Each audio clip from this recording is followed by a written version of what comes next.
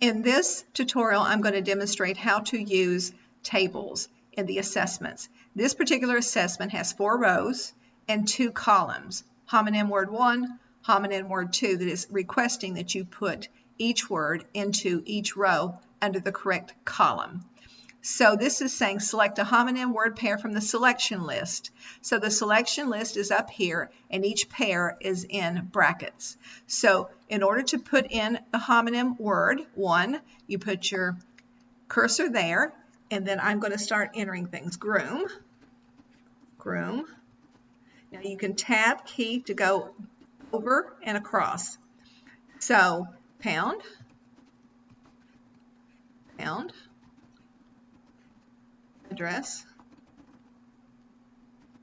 address, and wind. And now once I put all of those in, I can hit the score and present feedback. I wanted to let you know that there are times that you will not be putting in words. You will be putting in answers that are associated either with a number or a letter. So after I'm finished, I will hit score and present feedback. It's telling me I got everything correct. If I did get something incorrect, it would be in red there.